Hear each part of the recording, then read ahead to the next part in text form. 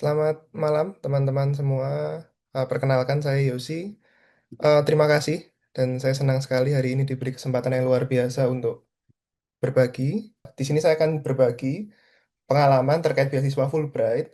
Khususnya pada kesempatan ini adalah Fulbright untuk program master dan juga program PhD karena Fulbright sendiri ada cukup banyak program di sana, ada mungkin semacam pertukaran pelajar, kemudian ada juga untuk seperti yang sudah menjadi profesional untuk melakukan visit atau visiting scholar seperti itu. Tapi malam ini kita akan fokuskan untuk studi lanjut di master dan juga PhD.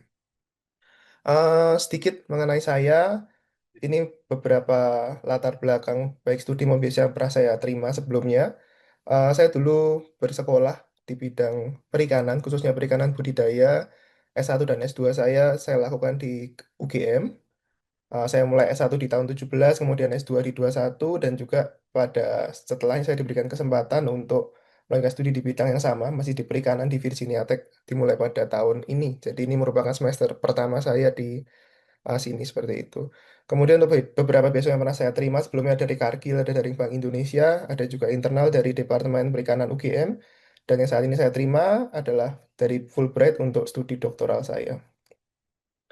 Kemudian sebelum saya mulai, saya ingin menyampaikan disclaimer bahwa yang saya sampaikan pada malam hari ini merupakan pengalaman saya pribadi dan kemudian ini juga perlu saya sampaikan tidak dapat merepresentasikan seluruh program ini. Karena juga yang perlu menjadi catatan adalah karena ini merupakan program yang kemudian sangat berkembang, ada sangat banyak sekali pengembangan di sana, improvement-improvement yang dilakukan sehingga mungkin dapat terjadi perubahan sewaktu-waktu. Tapi yang saya sampaikan ini merupakan murni pengalaman saya yang saya alami sebagai awardee. Nah, pertama saya ingin sampaikan apa itu beasiswa Fulbright. Jadi, beasiswa Fulbright merupakan sebuah international exchange program yang diinisiasi oleh negara Amerika sendiri. Secara khusus ini diinisiasi oleh Senator J. William Fulbright pada tahun 1946. Yang saya tahu saat ini ada banyak sekali negara yang berpartisipasi dalam program Fulbright, salah satunya Indonesia, yang mana beberapa tahun setelahnya Indonesia melalui Indonesian Exchange Foundation atau AMINEF ini menjadi pihak yang kemudian menjalankan program binasional atau bertindak sebagai binasional Fulbright Commission untuk Indonesia.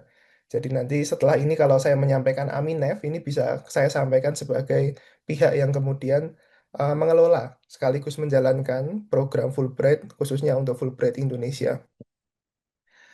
Kemudian eh, kita langsung masuk ke benefit teman-teman.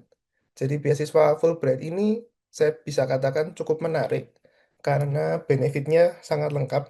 Jadi yang pertama, kita mendapatkan dukungan visa J1. Visa J1 ini merupakan visa untuk pelajar di Amerika. Dan juga yang menarik adalah di sini ada beberapa jenis visa untuk pelajar. Nah, J1 ini yang menjadikan yang menarik adalah ini umumnya diperoleh ketika seseorang mendapatkan funding dari program government to government. Dalam kasus ini mungkin yang bisa kita temui untuk Fulbright adalah kerjasama antara pemerintah Amerika dengan Indonesia, seperti itu.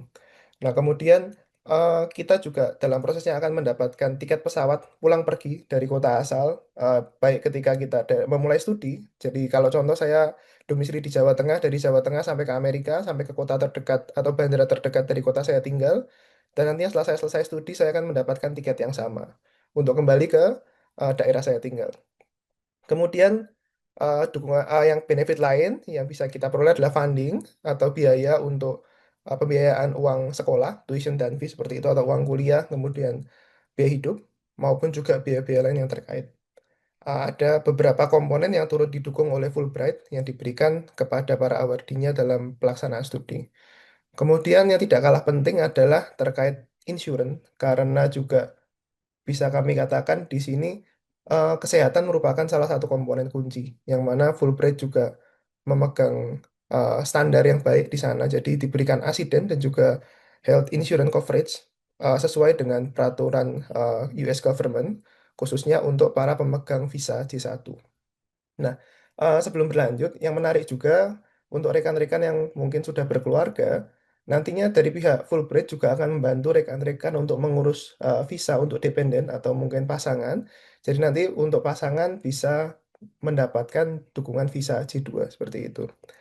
Kemudian di luar itu semua, kita juga mendapatkan dukungan selama proses seleksi. Nah, ini sangat menarik, rekan-rekan. Jadi, setelah ini saya akan tunjukkan timeline seperti itu, dan nanti kita bisa melihat bersama dukungan apa yang diberikan. Saya akan jelaskan lebih detail di sana.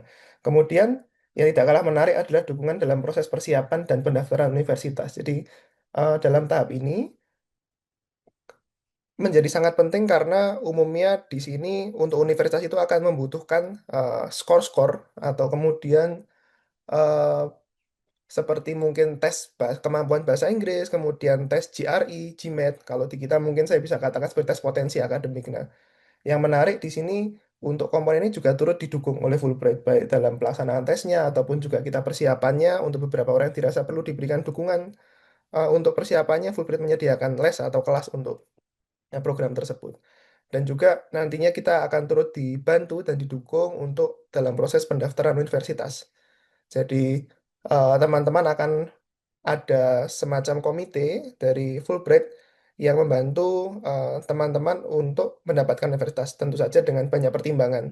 Tetapi dalam pertimbangan tersebut teman-teman juga bisa memberikan preferensi atau pilihan universitas mana yang diinginkan sehingga nantinya tetap bisa sesuai dengan yang diinginkan oleh teman-teman. Nah, eh, persyaratan secara umum, khususnya untuk program master dan juga PhD di sini adalah yang pertama warga negara Indonesia, dan yang menarik adalah tidak ada batasan umur untuk beasiswa ini. Kemudian untuk bidang studi yang dicakup, saya bisa katakan ini sangat luas sekali. Jadi akan sangat baik sekali kalau kemudian teman-teman melakukan eksplorasi terkait program yang bisa dicakup oleh Fulbright karena di apa namanya di website dicantumkan hanya ada limitasi kepada program-program seperti kedokteran semacam itu. Sayangnya untuk beasiswa ini tidak didukung sejauh yang saya tahu seperti itu, tapi mungkin teman-teman nanti bisa kemudian memeriksa bersama di website untuk memeriksa jika mungkin ada perkembangan yang lebih lanjut. Tapi sebagai gambaran kemarin ketika kami ada kegiatan sebelum keberangkatan, salah satu alumni Fulbright datang. Saya dengar beliau merupakan direktur dari film Jumbo di sana. Sehingga saya bisa katakan yang mana beliau merupakan alumni master dari Fulbright, sehingga saya bisa katakan jurusan-jurusan yang mungkin cukup jarang diangkat, Fulbright memberikan ruang untuk itu, sehingga cukup menarik untuk teman-teman yang mungkin memiliki bidang studi yang dalam beberapa kasus cukup sulit untuk mencari beasiswa yang bisa mendukungnya. Fulbright bisa mendukung, saya rasa. Kemudian turut dicantumkan dalam persyaratan adanya jiwa kepemimpinan dan terlibat dalam kegiatan kemasyarakatan atau community service di sana disampaikan, dan juga adanya juga keinginan untuk memperoleh kandidat yang memiliki catatan akademik yang baik. Kemudian juga ada poin yang menyatakan bahwa teman-teman memiliki komitmen di bidang studi yang dipilih dan juga adanya komitmen untuk kembali ke Indonesia setelah menyelesaikan studi. Nah, untuk persyaratan yang lebih spesifik, nanti teman-teman bisa temukan di laman resmi Aminef. Ada di slide selanjutnya nanti akan turut saya lampirkan. Nah, dalam prosesnya, teman-teman akan menjalani tahapan ini. Saya izin sampaikan slide ini terlebih dahulu untuk kemudian kita nantinya tahu persyaratan berkas seperti apa. Jadi di untuk tahapan seleksi Fulbright sendiri, tahapan yang paling awal adalah persiapan berkas, teman-teman. Itu umumnya web deadline-nya dilakukan di bulan Februari. Untuk deadline tahun ini saya temukan di 18 Februari tahun 2026. Kemudian di bulan Juli teman-teman akan mendapatkan undangan wawancara jika teman-teman kemudian terpilih dari pengumpulan berkas, kemudian wawancara di bulan Juli, pengumuman kandidat di Agustus. Nah, jadi ketika teman-teman sudah lolos wawancara, teman-teman akan menjadi kandidat di sini dalam tanda petik sudah setengah diterima seperti itu teman-teman, karena akan masih ada proses selanjutnya turut menentukan kandidasi teman-teman. Setelahnya adalah pendaftaran universitas. Ini cukup panjang waktunya dari September sampai Mei tahun mendatang, dan nantinya mulai studi di bulan Agustus tahun 2027 berarti untuk angkatan teman-teman nantinya. Nah, kita kembali di sini. Persyaratan berkas ini kemudian sangat krusial karena ini menjadi dalam tanda petik pintu masuk teman-teman nantinya ketika teman-teman melakukan seleksi. Jadi, yang pertama saya sangat menyarankan di sini dilakukan untuk menyelesaikan formulir pendaftaran. mungkin tidak menyelesaikan ya, saya bisa katakan membuka laman pendaftaran karena kemudian dalam prosesnya persyaratan yang lebih detail bisa teman-teman temukan di formulir pendaftaran tersebut. Persyaratan itu juga mungkin bisa teman-teman temukan dalam bentuk isian kolom ataupun mungkin dokumen yang diminta oleh pihak Fulbright dalam prosesnya. Sehingga saya sangat menyarankan langkah pertama yang dilakukan adalah melakukan pendaftaran di laman resmi tersebut. Mohon maaf. Kemudian persyaratan berkas yang dituliskan adalah adanya esai di sana, mencakup studi objektif, kemudian personal statement dan juga writing academic sample. Eh, ini kemudian menjadi penting teman-teman karena esai ini merupakan salah satu syarat yang boleh dikatakan cukup krusial dan memerlukan waktu yang cukup relatif cukup lebih banyak dibanding berkas lain untuk dipersiapkan sehingga berkas-berkas ini tentu harus dipersiapkan dari jauh hari. Kemudian yang tidak kalah penting ada juga salinan hasil tes kemampuan bahasa Inggris yang masih berlaku. Ini merupakan kabar baik saya rasa untuk Fulbright karena Fulbright menerima cukup banyak jenis tes bahasa Inggris. Di sana ada TOEFL ITP, kemudian TOEFL IBT, IELTS, maupun juga Duolingo English Test. Kemudian turut diminta juga surat referensi 3 buah. Eh, Kemudian ada salinan terlegalisir, transkrip akademik dan juga ijazah teman-teman dalam bahasa asli maupun juga dalam terjemahan bahasa Inggris. Kemudian salinan kartu identitas, ini bisa menggunakan KTP atau paspor, dan juga kurikulum vitae terbaru. Nah, kembali ke proses seleksi sedikit. Saya tadi sempat menyinggung di bagian benefit adanya dukungan dalam proses seleksi. Jadi, dalam proses undangan wawancara maupun wawancara, waktu itu saya dilakukan di luar kota, saya domisili saya di Jawa Tengah, saat itu dilakukan di kota Surabaya, sehingga Fulbright sudah menyediakan akomodasi maupun transportasi untuk proses wawancara tersebut.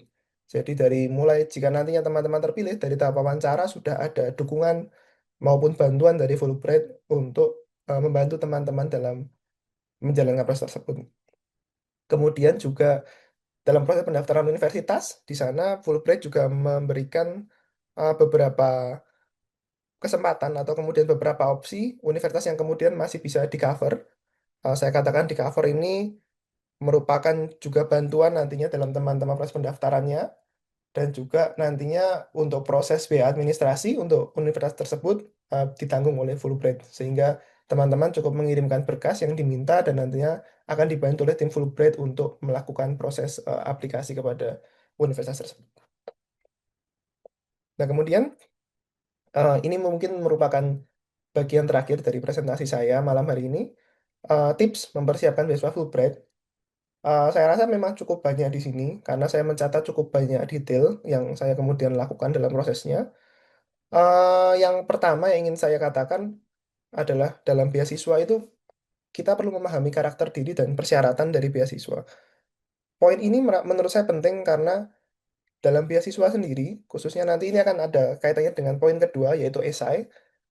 Karena dengan kita memahami karakter diri itu akan membantu kita untuk menyusun esai. Karena pada dasarnya saya selalu beranggapan bahwa esai yang kita buat merupakan cerminan dari diri kita sendiri dan itu nantinya membantu tim seleksi beasiswa untuk menentukan apakah karakter dari diri kita ini, apakah kemudian hal-hal yang ada dalam diri kita ini sesuai dengan kriteria yang diinginkan oleh beasiswa.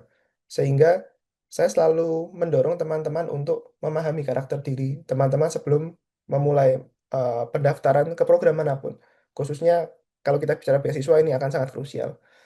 Kemudian untuk persyaratan sendiri tadi sudah saya sampaikan di website Aminef atau di website eh, Aminef ya, di website Aminef sudah ditampilkan, tetapi saya rasa itu akan lebih detail ketika teman-teman nantinya membuka laman pendaftaran, karena di sana akan ada semacam formulir, akan ada kemudian kolom-kolom yang dapat diisi, baik itu berupa data maupun dokumen yang diisi, saya rasa itu lebih detail persyaratan beasiswa yang diminta untuk khususnya untuk batch teman-teman nantinya.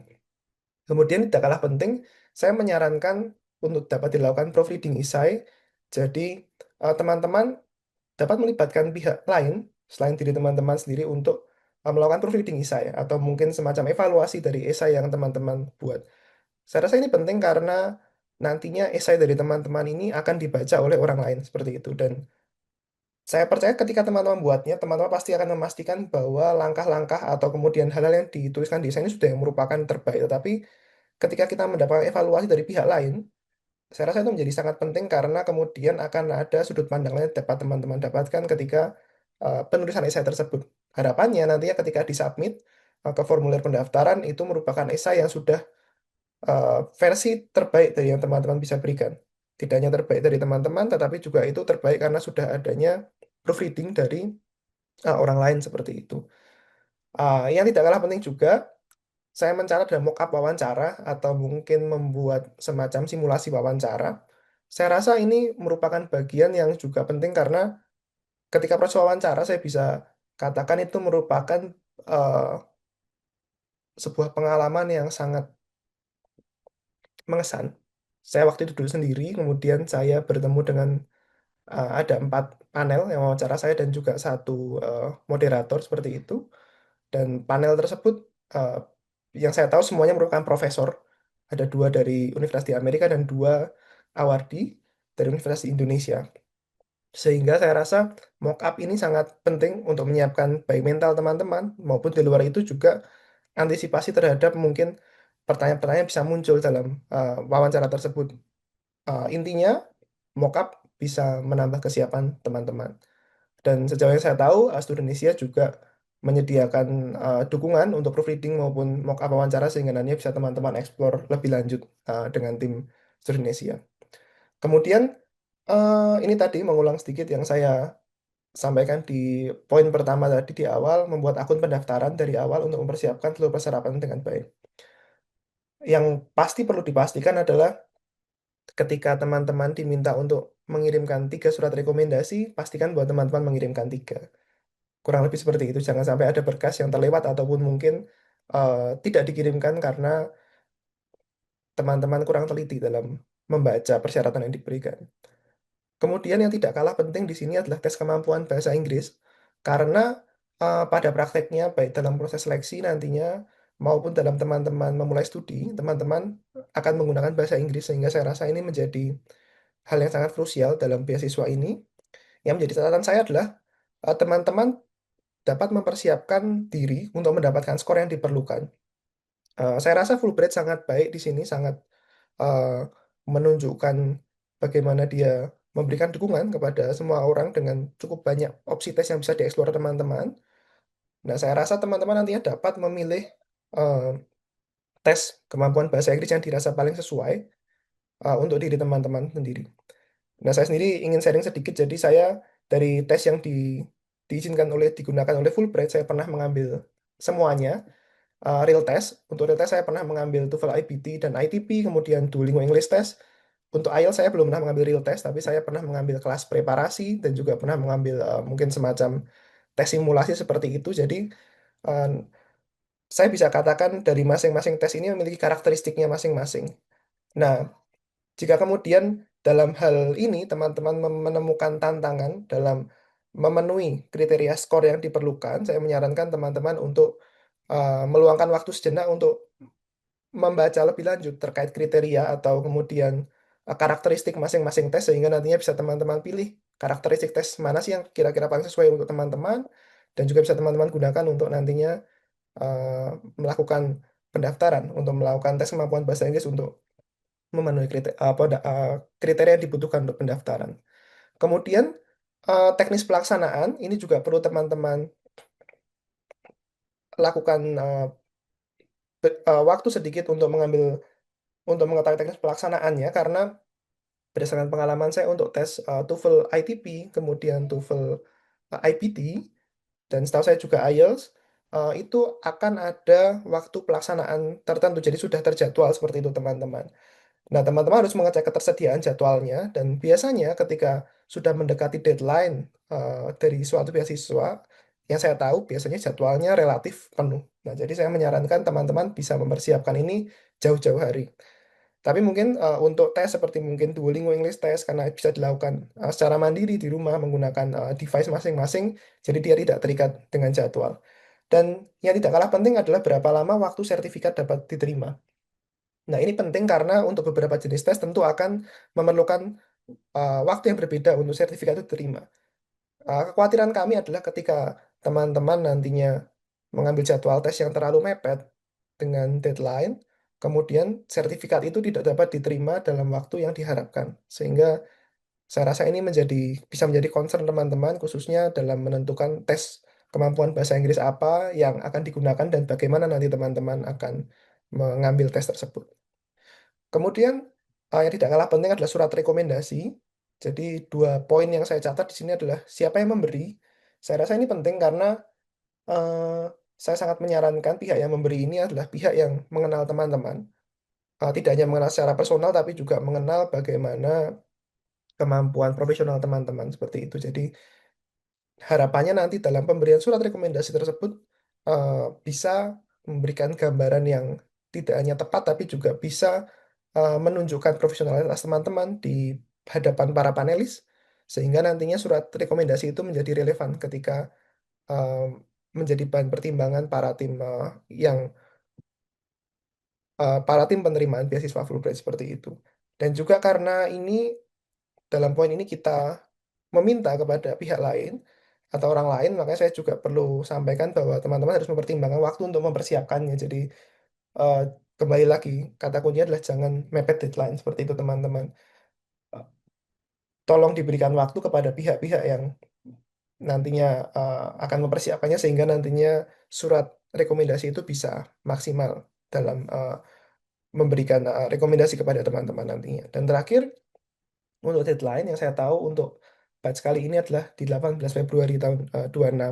Tapi teman-teman harus selalu memantau selalu portal karena bisa jadi deadline-nya akan berubah atau mungkin bisa jadi dalam perkembangannya akan ada perubahan kebijakan yang berakibat pada eh, adanya berkas atau persyaratan yang nantinya diubah dalam proses beasiswa ini. Sehingga saya sangat merekomendasikan teman-teman untuk memantau baik formulir pendaftaran maupun laman resmi dari Aminef.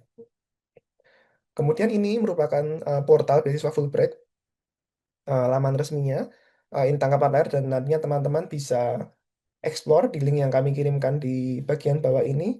Di sana akan ada banyak sekali informasi dan kembali saya ingatkan karena ini merupakan program master dan juga PhD, teman-teman bisa fokuskan pencarian teman-teman untuk master maupun juga PhD. Akan ada laman yang terpisah untuk masing-masing tahapan studi seperti itu, teman-teman.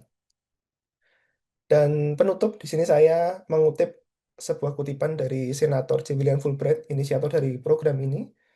We must try to expand the boundaries of human wisdom, empathy, and perception, and there is no way of doing that except through education. Saya rasa ini menarik karena ini juga saya katakan kemudian linear dengan program yang beliau usulkan dan pada akhirnya bisa terlaksana dengan baik. Uh, Melalui edukasi di sini kita bisa mengexpand boundaries khususnya di bidang human wisdom, kemudian empati dan juga perception melalui edukasi yang kemudian diaplikasikan dalam program Fulbright ini. Kemudian itu semua teman-teman yang ingin saya sampaikan di malam hari ini. Sekiranya mungkin masih ada waktu, saya sangat senang sekali untuk bisa berdiskusi setelah ini dan ini ada beberapa sosial media saya, sangat senang untuk bisa terhubung dengan teman-teman dan juga terima kasih. Salam sukses, jadi awal di Fulbright 2026. Untuk GRI setahu saya ya ham, saya bisa saya katakan hampir semua kampus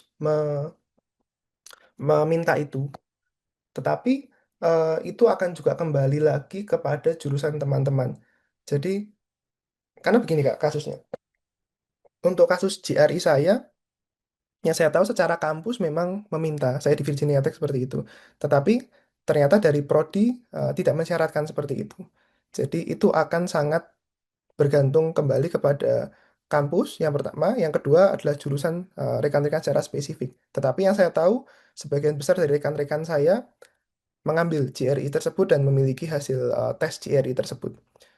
Nantinya yang cukup spesifik adalah GMAT, karena terus terang saya sendiri tidak mengambil GMAT, Kak. Tapi GMAT itu lebih spesifik nantinya, karena yang saya tahu memang lebih sedikit teman-teman saya yang mengambil eh, GMAT seperti itu, Kak. Tetapi itu nantinya kembali lagi akan disesuaikan dengan kebutuhan dari jurusan yang akan kakak ambil.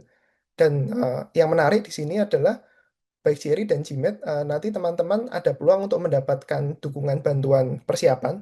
Jadi akan dihadirkan kelas seperti itu dan teman-teman bisa mengikuti kedua proses tersebut dan nantinya dalam proses tesnya akan ada dukungan dari Aminef dalam pelaksanaannya. Seperti itu, Kak Heli. Untuk pertanyaan pertama, keterlibatan sosial yang saya tahu, eh sebelumnya saya disclaimer dulu ya Kak ya, karena saya juga bukan pihak eh, tim seleksi. Jadi ini saya akan jawab sesuai pengalaman yang saya tahu. Jadi itu bisa teman-teman cantumkan pengalaman baik setelah teman-teman selesai studi maupun ketika masih studi. Jadi contohnya ketika teman-teman selesai studi atau selama studi mungkin teman-teman join di organisasi kemasyarakatan seperti mungkin Palang Merah atau mungkin organisasi lain, itu bisa teman-teman cantumkan di sana. Nah, tetapi untuk kasus saya, karena kemudian saya setelah waktu itu saya S1, S2, kemudian saya kerja, dan saya rasa setelah selesai saya eh, studi, waktu saya full untuk kegiatan profesional saya. Jadi yang saya cantumkan di sana adalah kegiatan yang saya lakukan ketika saya masih studi. Jadi di sana saya terlibat, eh, saya tuliskan di sana saya menginisiasi adanya pembentukan sebuah studi group atau kelompok studi di kampus. Kemudian kelompok studi itu menggandeng sebuah desa wisata sehingga kita sama-sama melakukan kerjasama antar program. Nah, hal seperti itu saya rasa juga bisa dituliskan teman-teman. Ataupun juga saya melakukan skripsi yang kemudian saya lakukan di lapangan dan salah satu bagian yang turut saya lakukan dalam proses tersebut adalah saya memberikan hasil saya sebagai feedback dan juga memberikan dukungan kepada kelompok pembudidaya ikan di sana. Itu juga turut saya eh, lampirkan di sana. Di sisi lain juga ketika saya jadi mahasiswa, saya juga ikut volunteering, ada kegiatan seperti mungkin ketika saat COVID waktu itu kami membantu penggalangan dana untuk kami sampaikan bantuannya kepada panti asuhan maupun juga panti jompo.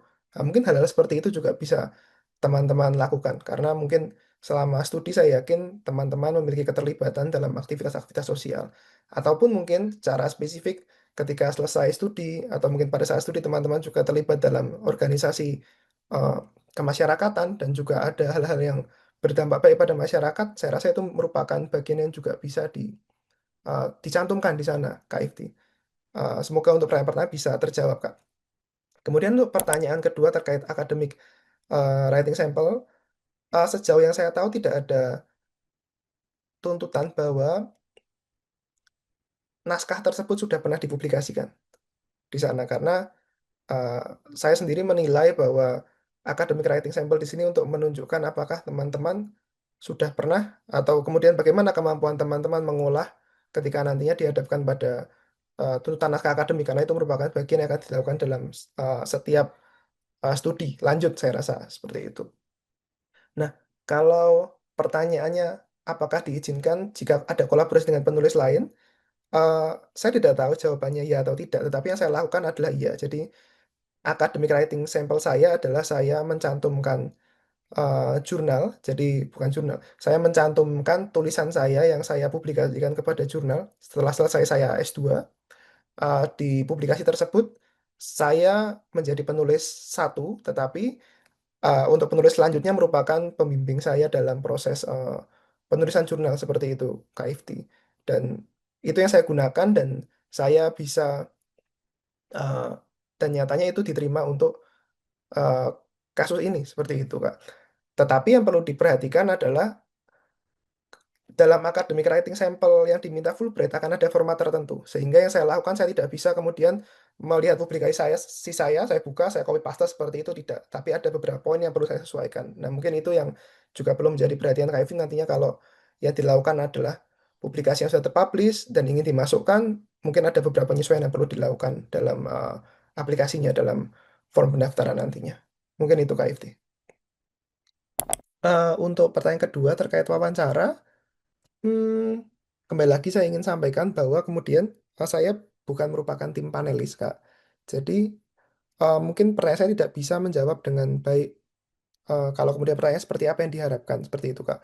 Tetapi yang saya temukan kesamaan dari teman-teman yang lain adalah pada dasarnya panelis berusaha untuk akan ada titik di mana berusaha untuk mengeksplor lebih lanjut terkait dengan sejauh mana kita memahami bidang yang kita ajukan, yang kita propose seperti itu.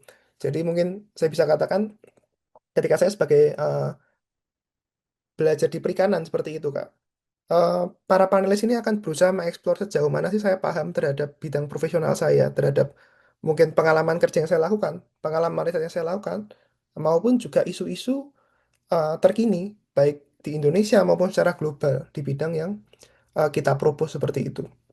Dan menurut saya ini juga ada hubungannya dengan persyaratan tadi, karena saya mengutip dari website resmi dan memang eh, ada keinginan Fulbright untuk memperoleh kandidat yang memiliki latar belakang pendidikan yang baik, baik itu dibuktikan dengan eh, catatan akademik atau hal lain keterlibatan di bidang sosial atau lain-lain. Saya rasa itu ada hubungannya dengan bagaimana para panelis wawancara berusaha mengekspor pemahaman kita di apa namanya di dunia atau di bidang yang kita lakukan seperti itu, Kak.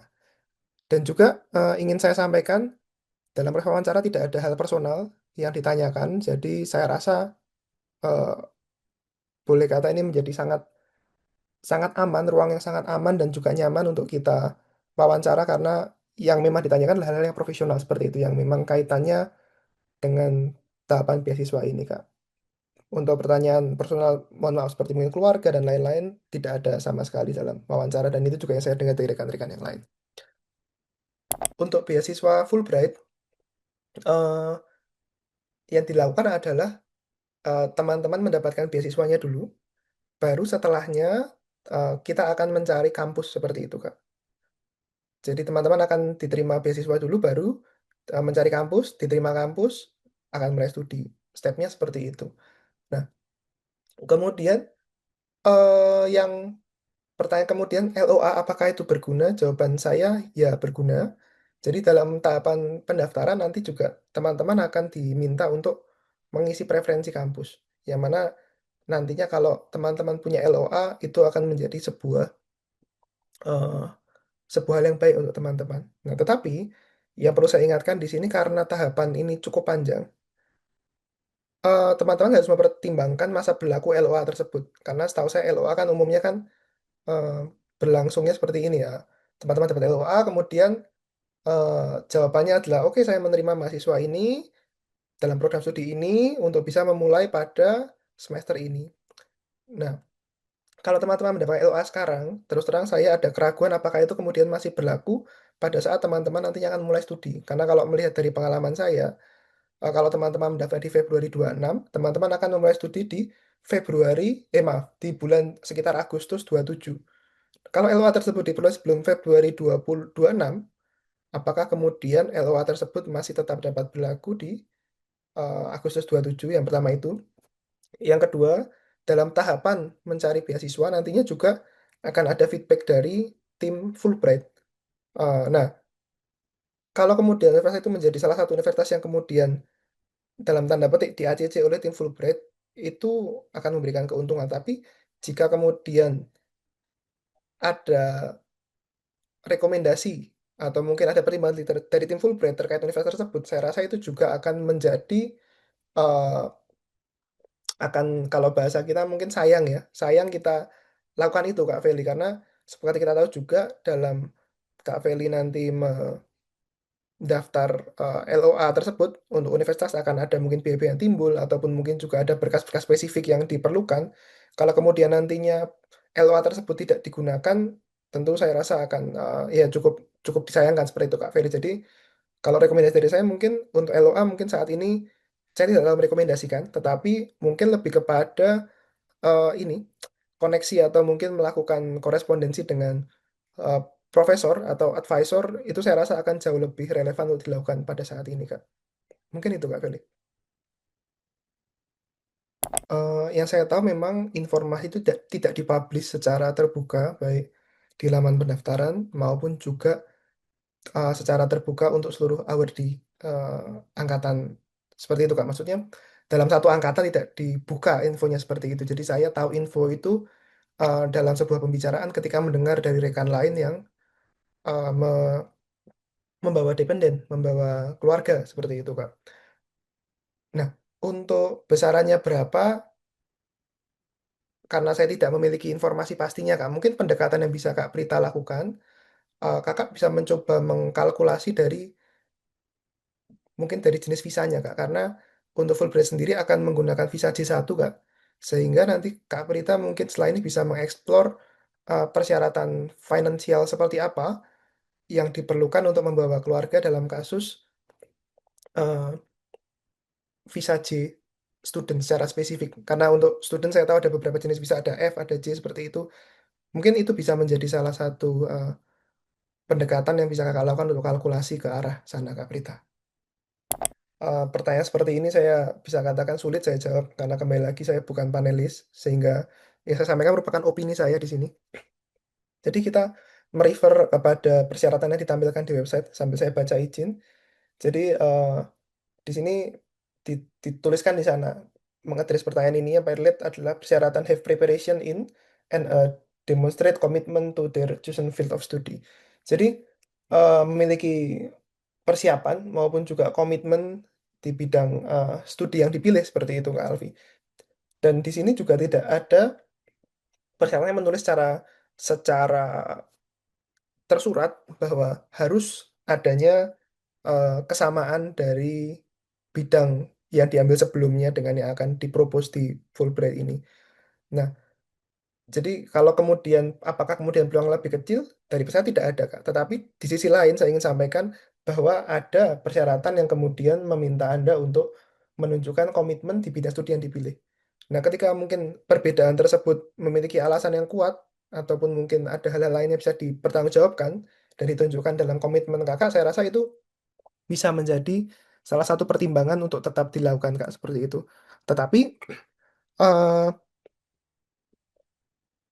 Tetapi eh, saya rasa yang perlu digarisbawahi adalah jika memang akan mengambil yang berbeda, harus ada justifikasi yang kuat di sana mengapa dan urgensinya seperti apa.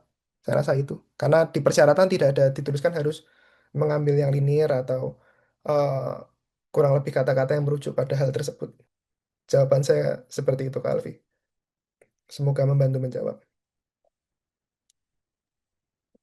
Di sini dituliskan bahwa three letters of reference, either from an employer or a university lecturer. Jadi kalau di sini dituliskan dari employer atau mungkin atasan tempat kerja seperti itu dan juga dari dosen universitas. Kalau di persyaratannya seperti itu, Kak. Berita semoga menjawab, Kak. Jadi yang saya lakukan dan yang saya tahu beberapa rekan juga lakukan adalah kita mencoba berkirim email kepada para profesor tersebut. Di sana intinya kurang lebih kita akan memperkenalkan diri, kemudian kita akan menanyakan apakah Anda berkenan untuk menerima mahasiswa di tahun ini seperti itu, di tahun atau di academic year ini, di semester ini. Secara umum itu, Kak. Nah, tapi yang perlu diperhatikan di sini adalah sebelum sampai ke sana kita perlu memfilter atau juga melihat lebih lanjut terkait dengan latar belakang studi dari profesor tersebut, latar belakang kemudian proyek-proyek terkini, bagaimana apa kemudian itu relevan dengan proyek kita, latar belakang studi kita. Saya rasa pertimbangan itu sangat perlu diambil sebelum merich mereka.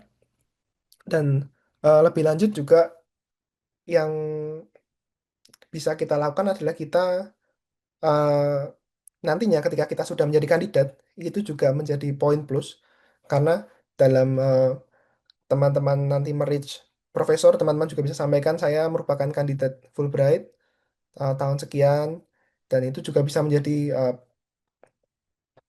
pertimbangan lain untuk profesor di sana karena eh, salah satu juga yang cukup menantang adalah terkait funding di sini. Jadi ketika teman-teman memiliki eh, funding seperti dalam kes ini teman-teman sudah menjadi kandidat Fulbright, itu akan sangat membantu teman-teman untuk bisa terhubung ke profesor yang ingin teman-teman ajak untuk menjadi pembimbing teman-teman ke depan.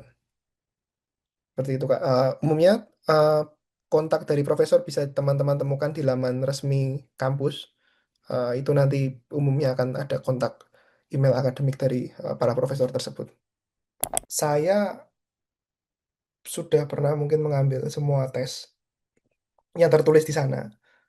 Eh, Kecuali untuk IELTS, saya belum pernah mengambil real testnya, tetapi saya sudah pernah mengambil kelas preparasi maupun juga semacam eh, simulasi tes seperti itu kan. Nah, jadi eh, kalau dari saya sendiri, saya merasa lebih eh, kita kembali sedikit terhadap bahasa Inggris ya kayak. Saya jujur, saya belum sebelumnya belum pernah sekolah di sekolah internasional seperti itu. Dan eh, saya juga belum pernah keluar negeri sebelum itu, Kak. Jadi kemampuan bahasa Inggris saya lebih ke praktikal, maksud saya lebih kepada untuk speaking, untuk berkomunikasi secara langsung, sehingga tidak terlalu akademik, Kak. Nah, kemudian saya catat eh, kalau kemudian kita bicara bahasa Inggris akan ada mungkin teman-teman pernah dengar English Amerika dan juga English British seperti itu kurang lebih, Kak. Nah, dalam lingkungan yang saya hadapi, kecenderungan saya lebih kepada eh, American English seperti itu, Kak. Sehingga eh, kalau kemudian ditanya pengalaman saya sampaikan bahwa untuk saya pribadi IELTS lebih menantang, jauh lebih menantang karena saya tidak terbiasa dengan lingkungan British English yang saya gunakan. Nah, kemudian eh, saya menilai bahwa untuk TOEFL, TOEFL dan juga untuk Duolingo sendiri kecenderungannya adalah merupakan lebih ke American English. Dan kembali lagi karena bagian dari preferensi, kita bukan bicara lebih baik, lebih buruk, lebih susah, lebih mudah, bukan. Tetapi preferensi saya lebih terbiasa di lingkungan mana, sehingga menurut saya TOEFL maupun Duolingo ini lebih mudah, atau mungkin lebih terbiasa untuk saya seperti itu. Nah, pada waktu itu, yang saya lakukan adalah Duolingo English Test, teman-teman, karena pada waktu itu saya sedang ada project consultant, saya di remote, ya di remote area lah ya, di area yang mungkin karena untuk kita mengambil tes TOEFL ITP atau IBT kemudian IELTS kan kita diperlukan untuk menjadwalkan, dan setahu saya untuk IBT, TOEFL dan juga IELTS itu kita perlu datang secara langsung seperti itu teman-teman. Jadi saat itu saya sedang bekerja, sepertinya susah untuk saya kalau harus ke sana. Nah, yang saya lakukan saat itu mengambil Duolingo karena itu bisa saya lakukan secara fleksibel jamnya, menyesuaikan jam kerja saya, dan ya menurut saya uh, testing bahasa Inggrisnya itu tidak terlalu jauh dengan setting keseharian kemudian situasi bahasa Inggris yang saya gunakan sehingga membantu saya cukup membantu saya dalam melaksanakan tesnya seperti itu, Kak. Itu tadi mungkin juga sempat saya singgung Kak Yunita di beberapa pertimbangan ketika kita mengambil tes bahasa Inggris ya, bagaimana kemudian ketersediaan jadwal, berapa lama kemudian hasil tes itu keluar. Nah, itu juga bisa menjadi bagian dari pertimbangan kita mengambil jenis tes bahasa Inggrisnya.